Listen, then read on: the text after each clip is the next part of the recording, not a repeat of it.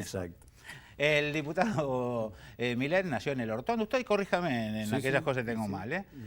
No. Maestro normal nacional, se recibió de odontólogo con medalla de oro, brillante estudiante. Sí, estudiábamos mucho, la verdad que estudiábamos mucho. ¿Rindió mal alguna vez? No, nunca, no.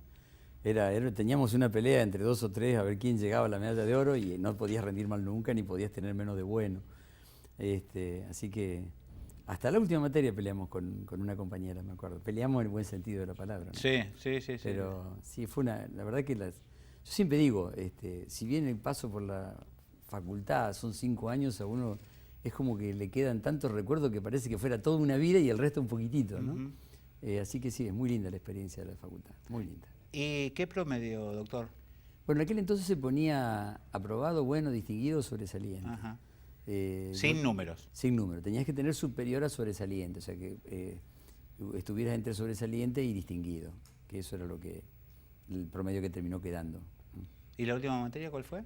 Odontología legal, que curiosamente es la que yo profesor. actualmente soy profesor, ¿no? Claro. Sí, esa fue la última de todas.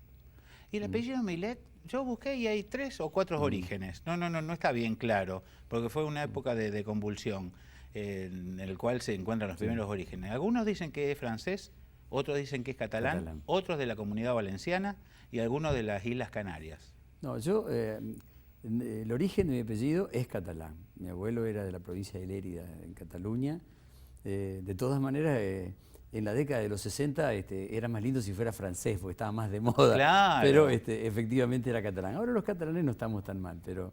¿Y los abuelos se radican en el Hortondo directamente? Primero creo que al principio viene la zona de Godoy y después van para el Hortondo. ¿Y allí que tenían campo? De parte de mi padre sí tenían campo. De parte de mi madre trabajaba el papá de ella trabajaba en una casa de ramos generales. Sí, señor. Así que, bueno, pero pasaron tantos años después de eso, ¿no? Pero bueno, fue una época interesante y que nosotros reivindicamos cuando hablamos de la educación, porque era una época en donde estaba muy claro, por lo menos los sectores medios y medios humildes, que la educación iba a ser un camino, que la educación era una apuesta importante para crecer en el futuro, ¿no? Que es lo que desgraciadamente hoy no está ocurriendo. Si tuviéramos esa claridad tal vez nos iría mucho mejor. ¿Y qué sensaciones les nace, qué piensa o qué siente cuando lee, ejemplo, lo último que salió fuerte, digamos, a nivel nacional, el 21 de septiembre, que anunció la provincia de Buenos Aires un nuevo sistema de calificaciones y otros detalles? Nosotros, en los últimos tiempos nosotros venimos tratando de señalar fuertemente a la sociedad que el error en política es trabajar sobre los síntomas y no sobre el problema en sí mismo, ¿no es cierto? Y esta es un mal remedio hacia los síntomas, porque en definitiva, ¿qué es lo que se pretende con esto? De alguna manera tratar de contener al alumno, que el alumno no se le escape. Así a lo mejor dentro de un año o dos puede mostrar otra estadística, pero en la realidad es terriblemente dañino, porque todas aquellas familias, sobre todo las humildes, que hacen un esfuerzo para que el chico vaya a la escuela, está siendo engañada, porque ese chico cuando salga de la escuela, si termina saliendo, evidentemente no va a estar capacitado para nada, y si no está capacitado no va a conseguir trabajo, y va a ingresar a la fila de los pobres, por decirlo, el mejor destino posible. De ahí en adelante puede estar en la delincuencia, puede estar en cualquier otro lugar. Parece que es terrible, esto estratifica las diferencias y es una muy mala política. Respecto de eso, una frase suya es: la inseguridad y la violencia son los síntomas, la enfermedad es el fracaso de la educación.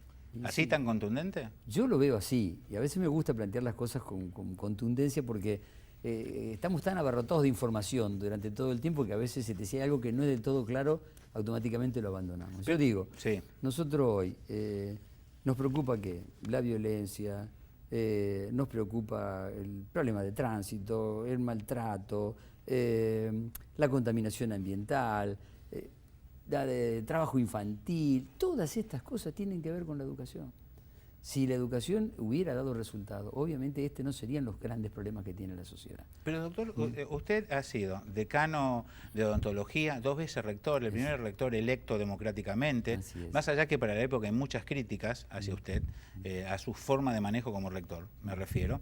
diputado provincial, vicepresidente del Comité Provincial de la UCR, diputado nacional, ahora diputado provincial nuevamente, imagino que convencional también, presidente de la Comisión de Educación de la Cámara de Diputados de la Nación. Así es. Es un poco hacer un mea culpa también, porque usted fue protagonista. No, no, desde usted no luego. fue una alcanza pelota de este partido de la educación. Sí, yo creo que en el aspecto universitario no fui una alcanzapelota, yo creo que tuvimos una posibilidad histórica y algunas cosas hicimos.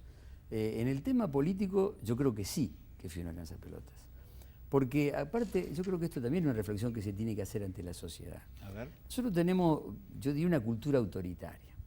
Y cuando vamos a votar, pensamos primero quién va a ser el presidente o quién va a ser el gobernador, pero muy pocas veces prestamos atención a quiénes van a ser los legisladores. En esta provincia, desde el comienzo de la democracia hasta la última elección, era un sistema donde usted votaba al gobernador que le gustaba y en el combo metía 28 diputados. Sí. Tanto era así que salíamos a preguntar y a ver, bueno, hay 50 diputados en la Cámara. ¿Alguien me puede decir 5 nombres? No, sí. Y era probable que no te dijeran ninguno. Pero en la actualidad pasa eso, doctor. Bueno, pero porque recién ahora estamos cambiando. Es decir, acá cuál es el problema. Cuando uno sale electo de esa manera, ¿qué es lo que le ocurre? Uno se da cuenta que la gente no lo votó a uno, votó al candidato mayor, que era el que iba adelante. Y de pronto hay como una especie de pacto no escrito, de una obediencia debida al que lo puso. Sí. Entonces acá, ¿qué es lo que ocurre? El gobernador entraba, tenía 28 diputados, todas las políticas eran bajadas por el gobernador y había que votarlas porque las mandaba el gobernador. Entonces, yo presenté muchos proyectos en periodos anteriores. Todos terminaron en el freezer, por decirlo de alguna manera. Y porque este va a generar mucho conflicto, produce mucho gasto, trae. Entonces directamente uno tenía que agarrar y presentar, hacer la conferencia de prensa y después no seguirlo peleando. ¿Cuándo se modifica el sistema? Y acá un poco el leitmotiv de mi presencia hoy en la legislatura. Yo no pensaba ser más diputado. Ya hacía 4 años que no era.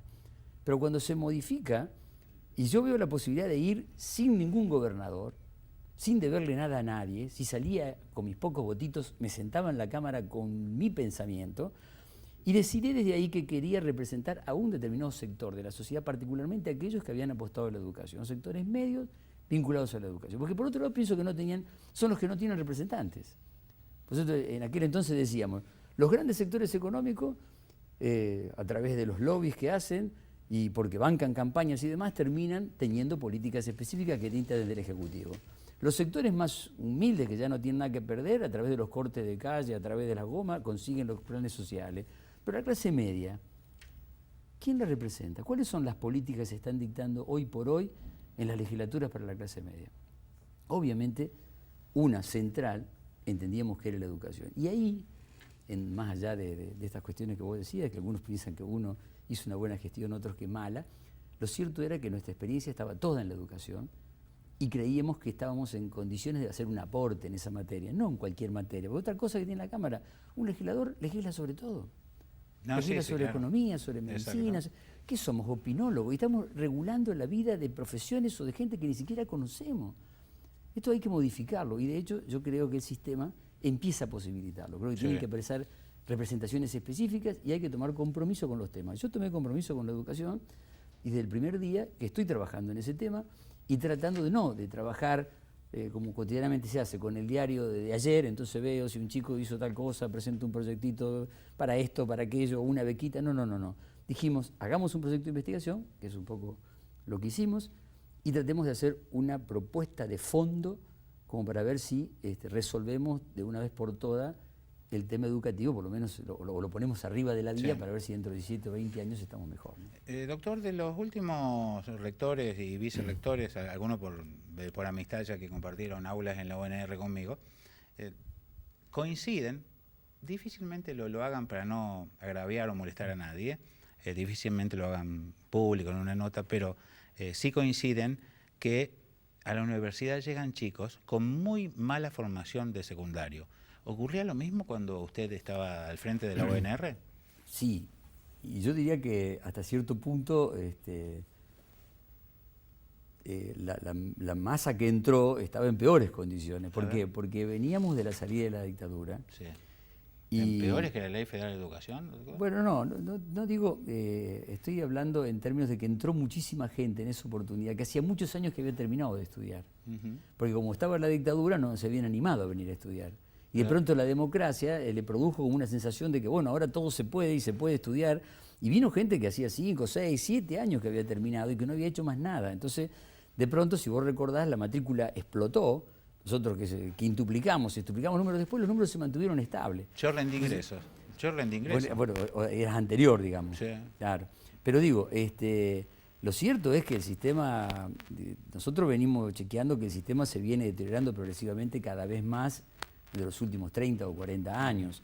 Y de hecho, a veces esto genera discusión si uno toma la validez de las pruebas PISA o no, pero lo cierto es ¿Qué son las que, pruebas PISA? Porque no todo el mundo lo sabe. claro, estas pruebas internacionales que hacen para medir la calidad de la educación de un montón de países y luego establecer digamos, un orden de más o menos, de acuerdo a esas pruebas, cómo estaría ubicada la educación.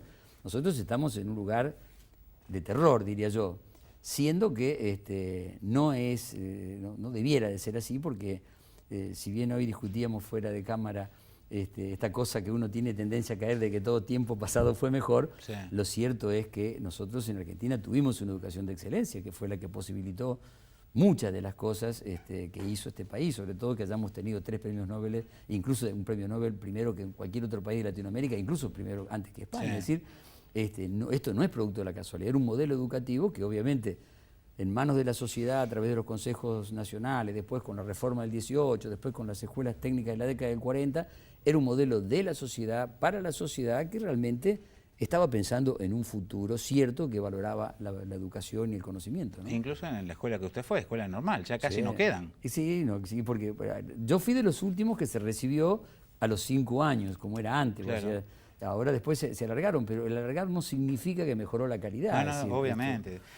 Doctor, también busqué en estadísticas y los porcentajes de gente que ingresan y que terminan en la universidad siguen casi siendo los mismos que en la década del 60. En la actualidad, en Argentina, los últimos datos, usted vio cómo es Argentina, cómo somos. No. Sí, estamos Parece todos que nosotros estamos afuera. ¿Cómo somos? Los últimos datos medibles son de 2008-2009 e indican de cada 2 chicos que ingresan a la primaria, solo uno va a la secundaria. Estamos mal. ¿Y después cuántos quedan en la secundaria? Es terrible. Nosotros ayer publicamos... Lo único que ha crecido es, en cuanto a número, me refiero también porque es novedoso y porque hay planes que quizás obliguen de alguna manera, bienvenido sea de última, lo que más o lo único que ha crecido porcentualmente es las escuelas para adultos y mayores y jóvenes secundaria. Sí, eso ha crecido un poco como para venir, como decimos siempre, a venir a corregir lo que antes no se hizo bien, digamos, porque si esas personas hubieran hecho en tiempo y forma la escuela, tal vez no serían tan necesarias. Obviamente. Lo cierto es que nosotros hace poco estuvimos trabajando y nos alarmamos con el tema de la deserción del secundario. ¿Qué números tiene, doctor? Y también en esto siempre tenemos que trabajar con encuestas atrasadas. Y el informe del censo y regionales, porque no es lo mismo. Bueno, pero hay una nacional sobre el 2011, 2012, que ya en aquel entonces abandonaban la escuela secundaria 500.000 chicos por año. Sí. Es decir, que hacíamos un cálculo de 1.200 chicos por día. Es un instituto más grande que el Politécnico, por día desaparece en términos de que no hay más chicos. Es decir, que si uno se pone a pensar, si decimos que el 80% de los presos que hoy tenemos no terminaron la primaria, si decimos que más del 70% de esos presos no tienen ningún tipo de oficio, y establecemos una relación obvia que hay entre el delito y la falta de estudio, yo empiezo a pensar, estamos metiendo 1.200 chicos por día en un sistema que no tiene de futuro. Si ese chico, ¿dónde va a trabajar? Por eso le leí que usted dijo, hagamos escuelas porque no nos van a alcanzar las comisarías. Claro, eso parafraseándolo a Sarmiento, que ya lo decía ya por el 1800, con una sabiduría increíble, porque es cierto, hoy estamos en la etapa en que no nos alcanzan las comisarías. Y yo creo que esto es lo que hace que cada vez más la gente empiece a mirar la educación. Porque yo te contaba ahí también fuera de cámara, a veces cuando uno iba a decir, mira, el problema de la inseguridad está muy vinculado a la educación. Y decía, bueno, pero me roban a mí ahora. Casi que no te dejaban hablar de cómo uno lo podía terminar resolviendo. Sí. Ahora Yo creo que la gente presta el oído, y presta el oído porque se ha dado cuenta que a pesar de que vino la Policía Federal, que vino la Gendarmería, que no importa cuánta policía, la situación no se resuelve. A lo sumo baja la fiebre un poquito, como tomamos un ibupiral, pero está latente y cada vez el problema es más serio. Entonces, me parece que hay un despertar de la sociedad a recuperar el valor de la educación como uno de los resortes para resolver este problema de una forma inteligente y no digamos definitiva, porque nunca el delito se va a terminar, pero sí en términos que se parezcan a cualquier país civilizado del mundo. Tengo que ser sincero con usted, con su sinceridad. Yo creo que la década del 90, el individualismo y la Ley Federal de Educación provocaron más destrozos que lo que fue la noche de los bastones largos, porque fueron en democracia. Sí, por supuesto. Son más dolorosos tal vez, ¿no? Y fue un peldaño más. Vos fíjate, la noche de los bastones largos, bueno, se cierra el Consejo, una cosa autoritaria, uno solo va a empezar a manejar la educación a partir de ahora. Videla viene y con la noche de los lápices empieza también a perseguir a los secundarios, a los alumnos y a los docentes secundarios, no solo los universitarios. Y después, bueno, viene Menem y destroza el sistema porque lo manda a las provincias y perdemos, ya no tenemos un sistema nacional de educación. Este proyecto que nosotros estamos trabajando en la provincia de Santa Fe, habría que trabajarlo en la nación completa como era antes. Bueno, no, eso ya no se puede más, no, sí. Como vos tenés razón, más allá de estos otros valores de individualismo y demás que fueron terribles. Para mí son fundamentales. Sí, son muy duros. Pero peor que un garrotazo porque nos convencen que ese es el camino. Claro. Pero digo, encontró un campo orégano gracias a que no estaban los consejos. Si hubieran estado los consejos armados, es probable que hubiera dado más trabajo. Con el 1 a 1, doctor. Y la cuota de la licuadora. Bueno, los argentinos sí, pero somos así. Sí. Pero somos así, doctor. Se queda un ratito y hablamos un poquito en profundidad del proyecto suyo. Sí, cómo no. Encantado.